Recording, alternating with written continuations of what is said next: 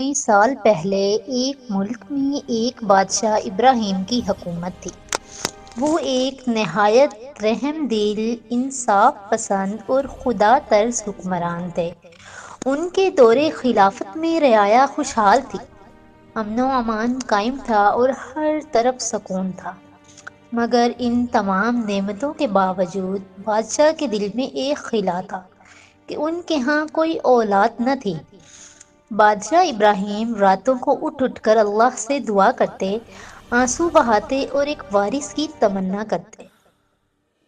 آخر برسوں بعد اللہ تعالیٰ نے ان کی دعا قبول کی۔ محل میں ایک ننھے شہزادے کی ولادت ہوئی۔ پورے ملک میں خوشیاں منائی گئی۔ بادشاہ نے بچے کا نام شہزادہ ساجد رکھا۔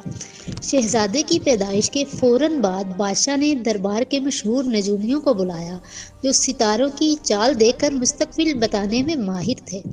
بادشاہ نے حکم دیا کہ وہ شہزادے کی قسمت کا حال بتائیں۔ نجومی نے ستاروں کا حساب لکھایا، کتابیں کھولی، مگر جوں جوں وقت گزرتا گیا اس کے چہرے پر خوف نمایاں ہوتا گیا۔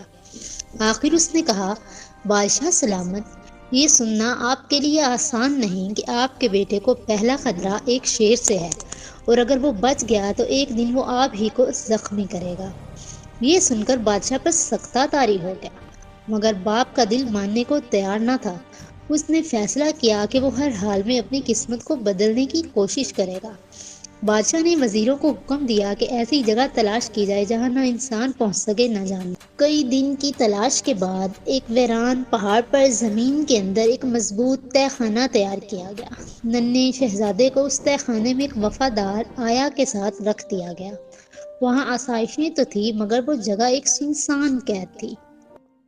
سال گزرتے گئے، شہزادہ ساجد تہہ خانے میں بڑا ہوتا رہا۔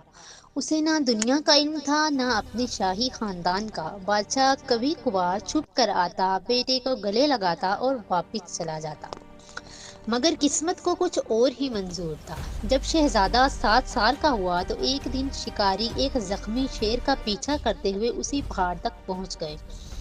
شیر نے جان بچانے کے لیے تہہ خانے کا دروازہ توڑ دیا۔ آیا نے شہزادے کو بچانے کی کوشش کی، مگر شیر نے اسے بھی مار ڈالا۔ اسی لمحے شکاری پہنچے اور شیر کو ہلاک کر دیا۔ انہوں نے ایک مردہ آیا، ایک بے ہوش بچہ اور شاہی سامان دیکھا۔ لالچ میں آ کر وہ قیمتی چیزیں اٹھا کر لے گئے اور بچے کو بھی اپنے ساتھ لے گئے۔ یوں شہزادہ ساجد کی زندگی کا ایک نیا باب شروع ہوا۔ شکار کے درمیان پلتے بڑے ہوتے اس نے گھڑ سواری، تیر اندازی اور جنگل کے اصول سیکھے۔ وہ آہستہ آہستہ سخت دل بنتا گیا۔ برسوں بعد وہ ایک طاقتور جوان بن چکا تھا اور شکاریوں کا سردار بن گیا۔ ایک دن ایک لڑائی میں وہ شدید زخمی ہوا اور اپنے ساتھیوں سے بچھڑ گیا۔ اسی حالت میں اس کی ملاقات ایک خزانے کے دیوانے شخص جعفر سے ہوئی۔ جعفر نے اس کو دوستی کا وعدہ کیا اور خزانے کا لالچ دے کر ساجد کو گہرے کنویں میں اتارا۔ کنویں کے اندر خزانہ تو تھا، مگر جیسے ہی ساجد نے سونا اوپر بھیجا، جعفر نے دھوکہ دیا، کنواں بند کر دیا اور خزانہ لے کر بھاگ گیا۔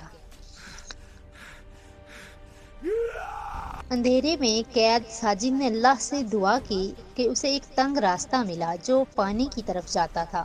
وہ سرد پانی میں کودا، لمبی سرنگ سے گزرا اور بالآخر ایک سرسبز وادی میں پہنچ گیا۔ وہ سرسبز گاؤں پہنچا جہاں ایک بزرگ رحمان نے اسے پناہ دی۔ بعد میں معلوم ہوا کہ یہ دراصل ڈاکو تھے۔ قسمت نے اسے پھر اسی دنیا میں دھکیل دیا۔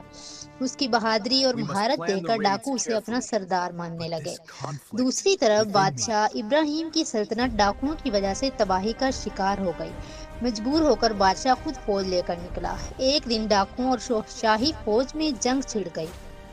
شہزادہ ساجد کا ایک تیر سیدھا بادشاہ ابراہیم کے سینے میں لگا۔ بادشاہ شدید زخمی ہو گئے۔ محل میں نجومی کو بلایا گیا۔ اس نے کہا، حضور، آپ کا بیٹا اگر زندہ ہے تو ان ڈاکوؤں میں سے ہو سکتا ہے۔ تمام قیدیوں کو دربار میں لایا گیا۔ ایک نوجوان نے آگے بڑھ کر کہا، مجھے ساجد کہتے ہیں، میں بس اتنا جانتا ہوں کہ ایک زمانے میں تہہ خانے میں رہتا تھا۔ اس کی باتیں سن کر بادشاہ کی آنکھوں میں آنسو بہنے لگے۔ اس نے ساجد کو پہچان لیا۔ تو ہی میرا بیٹا ہے۔ ساجد نے گڑ گڑا کر کہا، ابا جان، میرے ساتھیوں کو معاف کر دیں، قصور میرا ہے۔ بادشاہ نے سب کو معاف کر دیا اور ساجد کو اپنا جانشین بنا دیا۔ کچھ ہی دیر بعد بادشاہ ابراہیم اس دنیا سے رخصت ہو گئے۔ ساجد بادشاہ بنا، اس نے انصاف، رحم اور انسانیت کے ساتھ حکومت کی۔ سبق: قسمت سے کوئی نہیں بچ سکتا، مگر صبر، سچائی، معافی اور انسانیت تقدیر کے انجام کو روشن بنا دیتی ہے۔